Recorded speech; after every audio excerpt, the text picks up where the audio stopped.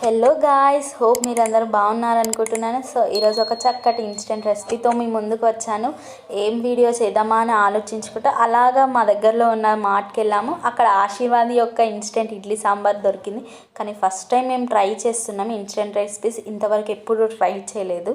So మీరు ఎవరైనా కానీ ఫస్ట్ టైం చూసిన వాళ్ళు ఉంటే లైక్ చేయండి, కామెంట్ బాక్స్లో కామెంట్ చేయండి. ఇన్ కేస్ ఎవరైనా ఆల్రెడీ యూజ్ చేసిన వాళ్ళు ఉన్నా సరే, ట్రై చేసిన వాళ్ళు ఉన్నా సరే కామెంట్ చేయండి, లైక్ చేయండి.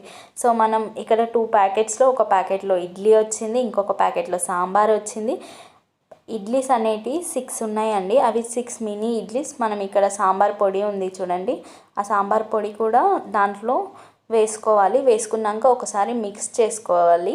మిక్స్ చేసుకున్నాక ఇప్పుడు మనం ఇక్కడ హాట్ వాటర్ వేసుకుంటున్నాము. ఈ కప్లో ఒక లైన్ ఉంటుంది, అక్కడ ఉన్న లైన్ వరకు మనం హాట్ వాటర్ వేసుకోవాలి.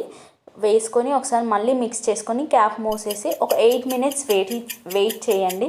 సో వేడి వేడి టేస్టీ ఇడ్లీ, టేస్టీ కాదనుకోండి, వేడి ఇడ్లీ.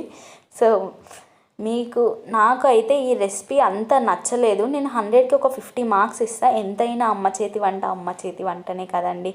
సో ఓకే, మనం ఏదైనా ట్రావెలింగ్కి ఉన్నప్పుడు చెయ్యొచ్చు, తీసుకెళ్ళొచ్చు. Do like, share and subscribe to my vlogs YouTube channel. Thank you for watching. Bye.